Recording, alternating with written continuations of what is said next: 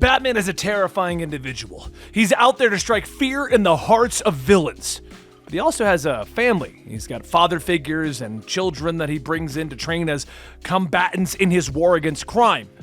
So what does a billionaire do with multiple kids that also live in his house when they're having downtime?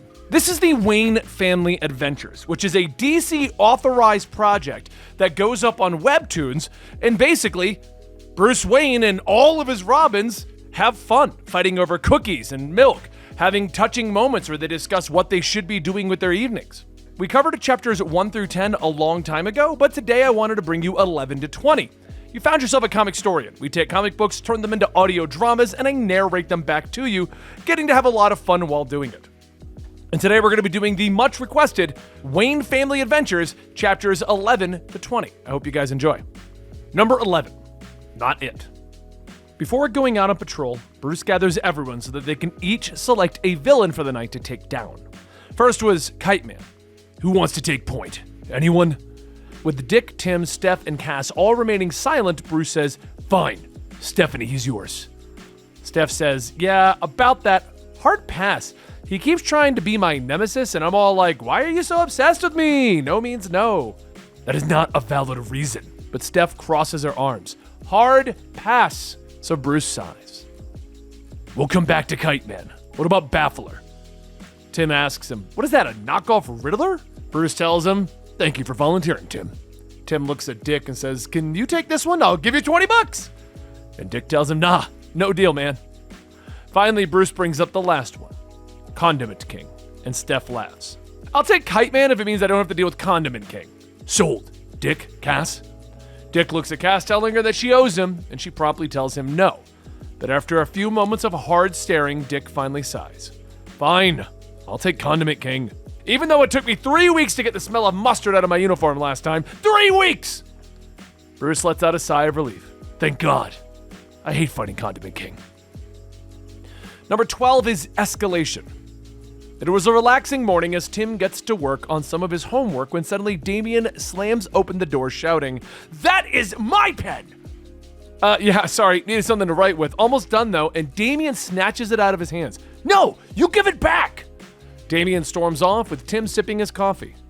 He really needs to learn how to share. The next day, Tim gets ready to make his morning coffee when he notices his favorite mug is missing. He looks over to see Damian with it, but the mug is half broken and rather dirty. "What did you do?"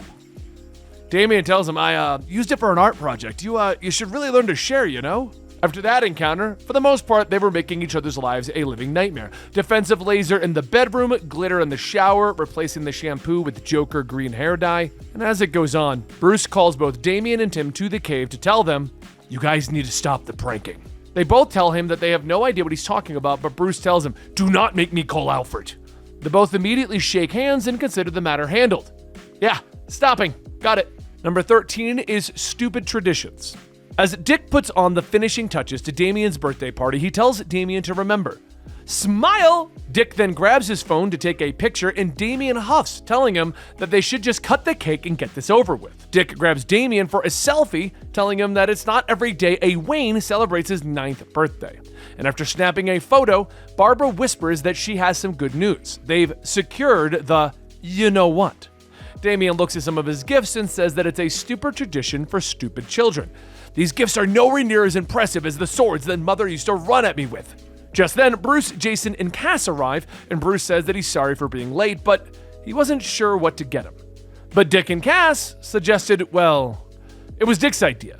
He went to the adoption agency to meet all of, but before he could finish, a small dog barks, jumping out of the bag that Cass is holding, and Damian looks at them. "You got me a puppy?"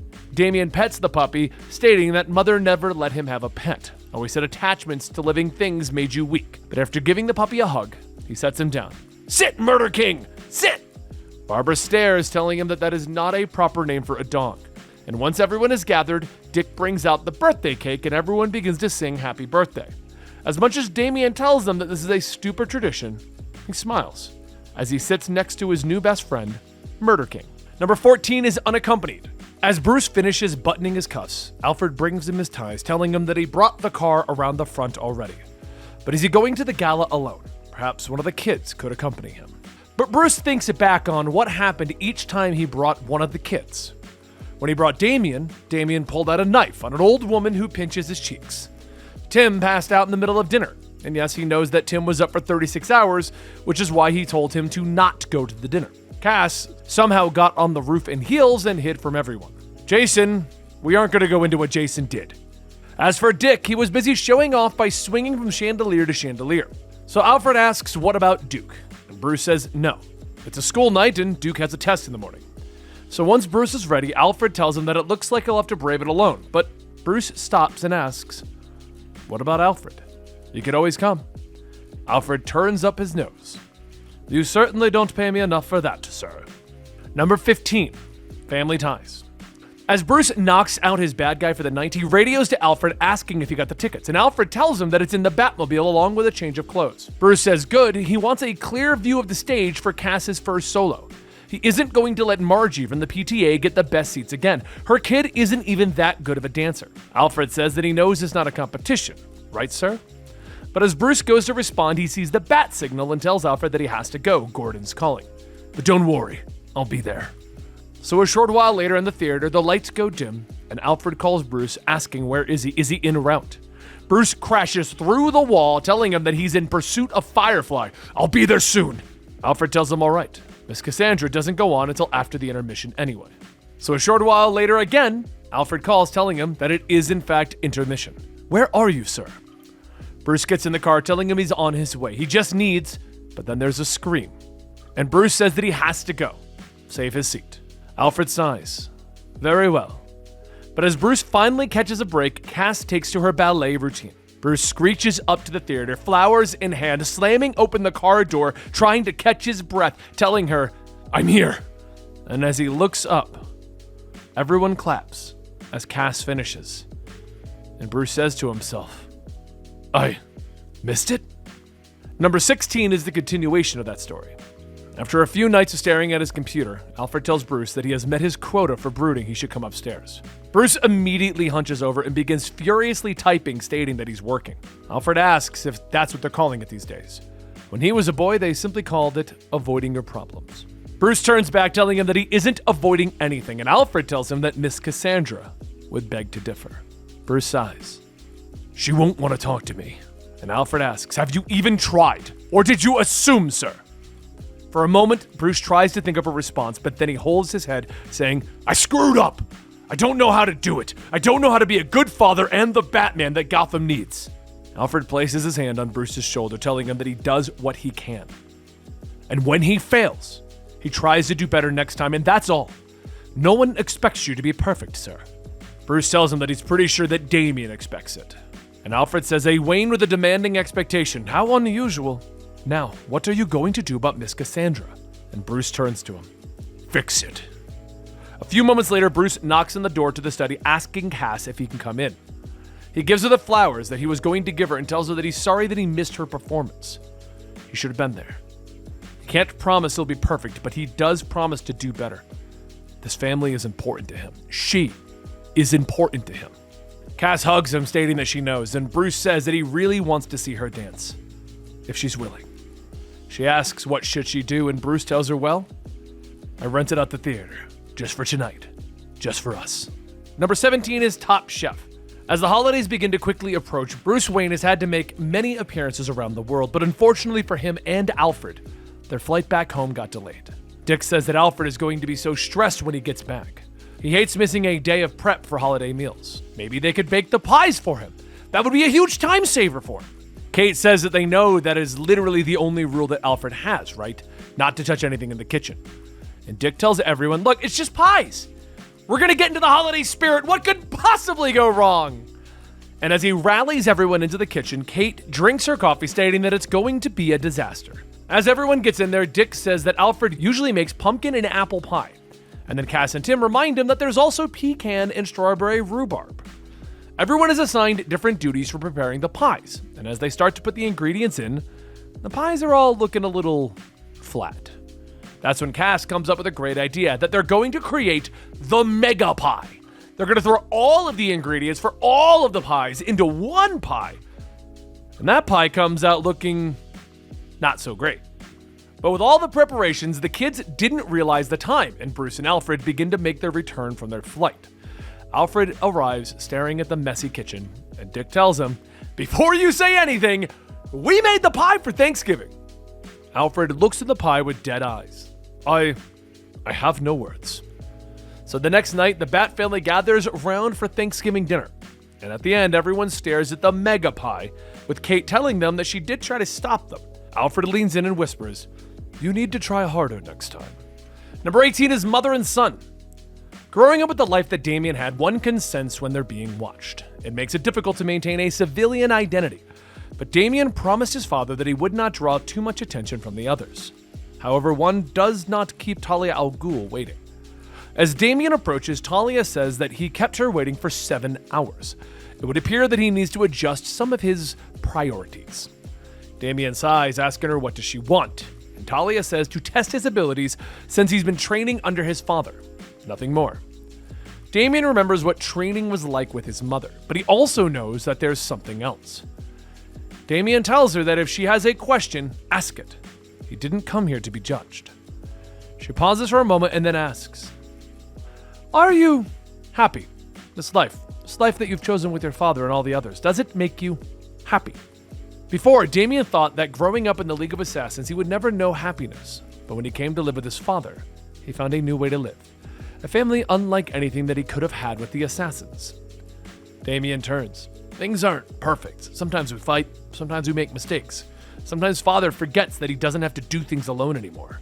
But yes, the answer to your question is yes, I am happy here. Talia smiles and says that she knows that she made some difficult decisions in her life. Some she is sure of, some she regretted. Letting go of him was the hardest decision that she ever had to make. But if it has allowed him to find something good, then she is happy for him. As Talia turns to leave, Damian asks if he'll ever see her again. And Talia laughs, telling him to keep his eyes open and his skills sharp. She's sure that she'll be here. Number 19 is Bat Cow's Day Out. After doing some of his homework in the barn, Damian pets Bat Cow, telling them thanks for the company, he'll be back to feed them dinner. Don't get into any trouble while he's gone. But as Damian leaves, Bat Cow notices that Damian did not lock the barn door.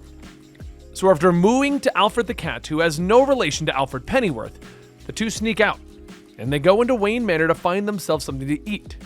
It's there that they spot Cass and Steph drawing on Dick while he's sleeping on the couch, almost giving themselves away, but managing to quietly sneak off.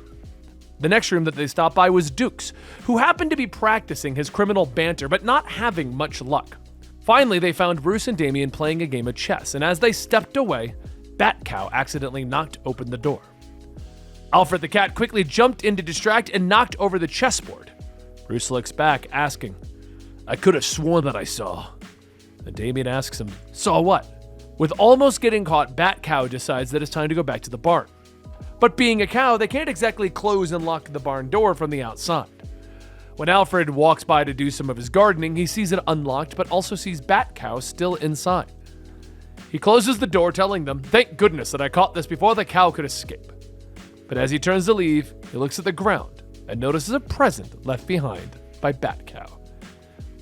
And our last story is number 20, Daydreaming. All was calm in the Batcave as Duke sits bored out of his mind when suddenly the alarms sound off. The computer warns of an intruder, and as he looks around, he sees ninjas repelling in. Duke gets ready to fight off the intruders, but that's when he sees the computer ask him if he wants it to activate the cave defenses. He slams the button, and seconds later, there's a loud roar as he looks back to see the giant T-Rex model turn and chomp down on one of the ninjas, swallowing. And then roars again, and the other intruders begin to climb back out. But before they could escape, Duke throws a batarang, cutting their rope, sending him falling into the T-Rex's open mouth. After eating the last of the ninjas, Duke just yells out, "That was awesome!" And then the T-Rex speaks.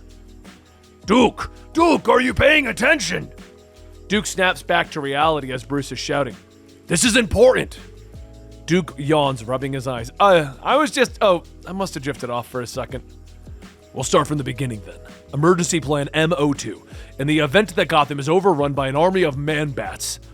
Duke then lets out a sigh as he rests his head back in his hands, slowly drifting off to sleep again. And there you have it. Wayne Family Adventures 11 to 20. Now, if you guys want the rest of these, let me know in the comments down below. We're also going to be touching on the Red Hood and the Outlaws one that has come out, which is actually more of an action-oriented series, also approved by DC over at Webtoons. So I hope you guys enjoy, and I'll see you next time right here at Comicstorian.